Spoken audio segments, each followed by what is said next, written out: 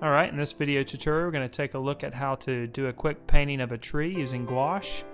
And I started out with an F pencil drawing on watercolor paper of a little tree.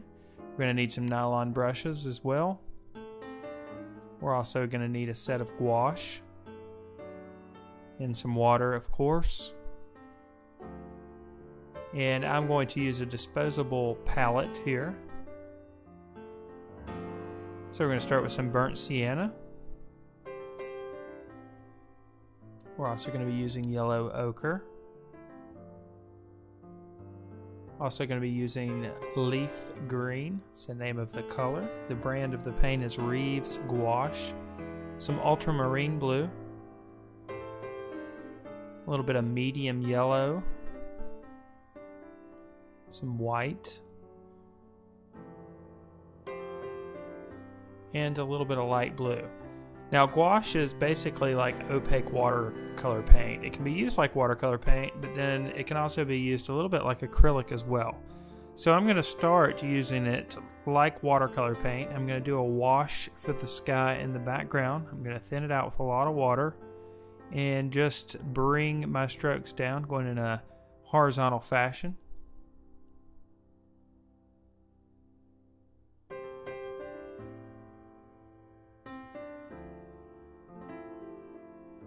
Now I've seen many different people use gouache in many different ways. What I'm showing you here is just one way that you can approach using gouache. Some people like to work on illustration board or gessoed masonite. You can even gesso illustration board and create texture there.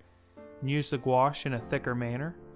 You may revisit gouache a little bit down the road and create another video tutorial where the gouache is used a little bit thicker, but we're going to be using it in a similar fashion to watercolor paint. We're going to get thicker in some areas, but a lot of the process that we're going to be doing today is similar to watercolor paint.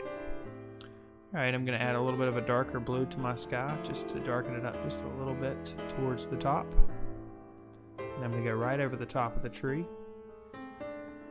Now I've mixed a brown here. You'll notice that of the colors that we put on our palette there was no brown. So to create this brown, what I did is I used a little bit of blue and a little bit of the burnt sienna and mixed it together and made a brown.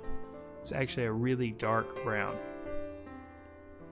Now I'm going to start adding the areas on the tree that are the shaded areas or the darker areas. A good way to think about this is like you're creating an underpainting. You're just trying to get the darker values on the paper. And each time I go back to the gouache, I kind of mix it up a little bit more so I have a little bit of variety in the shadows that I create. In some areas you're going to see a little bit more blue, in some areas you're going to see a little bit more of the burnt sienna. Alright, after we've done that, we've let that dry a little bit. Now I'm going to go back with the lighter green, the yellow green, and I'm going to start going right on top of some of the darker areas. Some of the lighter areas are going to get hit with this too. And I'm also going to try to, when I'm making my marks, I'm thinking about the leaves and the texture of the leaves. When you stand back from a tree and look at it from a distance, you can almost see areas of light and areas of dark. And what I'm doing is I'm trying to create those areas of light and areas of dark, but I'm trying to keep the texture of the leaves there as well.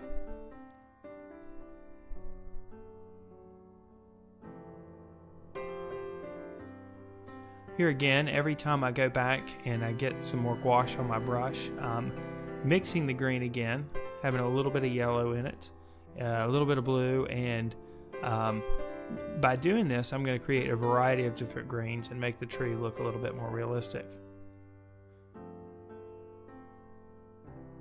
Now in this image our light source is primarily coming from the upper right hand corner. So the upper right hand side of the tree is going to have lighter values compared to darker values, more prominent darker values on the bottom left hand side of the tree. I'm also going to work back and forth between the lights and the darks. Every time I add a lighter area, I may go back and add a little bit of a darker area. And in some of these areas I'm making darker greens. You can start to see that develop a bit.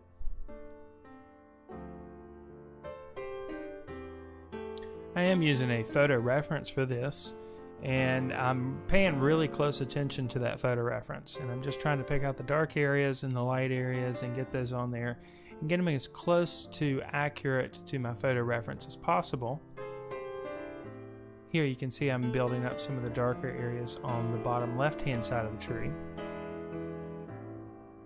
By creating that contrast between the darks and the lights, you're going to make your tree feel like it has a sense of volume there. You're going to make it, you're going to help create that illusion of form that we're after. What's so great about gouache is it dries really quickly, so you can work all around the surface virtually at the same time, and you're not going to run into any of the problems that you do with watercolor paint, where you have to kind of let each layer dry. You do have to let some drying happen, but not to the extent with watercolor, since gouache dries so quickly.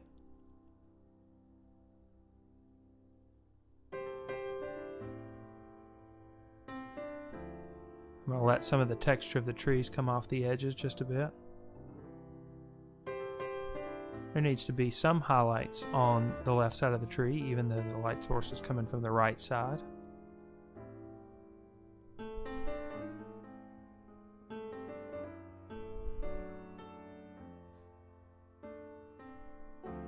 Now the middle part of my tree is a little bit too transparent, so I'm going to go in with some darker green and close that up just a little bit.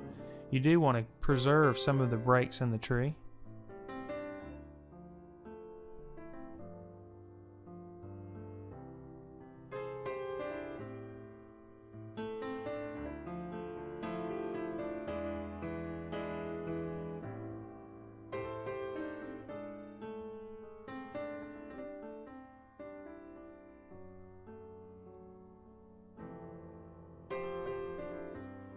Again, working the darks and the lights back and forth.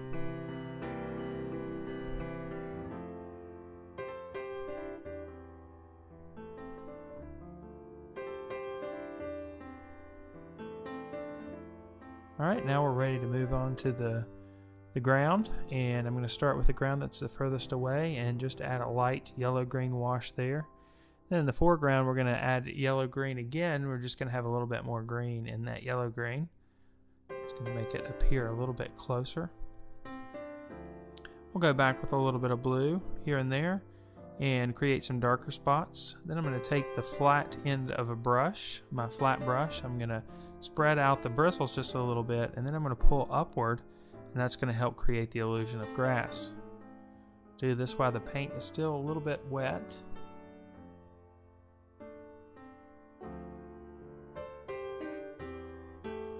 Now there's a little bit of shadow underneath the tree, so I'm going to add a little bit of blue and green underneath there.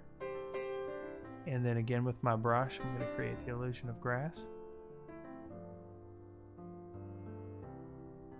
Just pulling up slightly while the paint is still wet on the surface. I'll go back again with the blue and green. And again with the brush, the flat brush. Just pull up. And then we'll touch that up.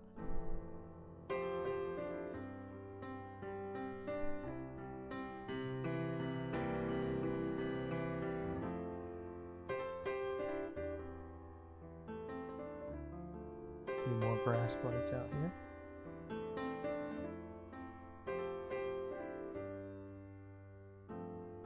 Now we're going to put a little bit of highlight on the side of the tree where the light source is coming from. And I'm going to add that same color here and there in the grass. And there you have it. You have a quick little demonstration of how to paint a tree using gouache. I wish you all the best of luck in your own gouache paintings.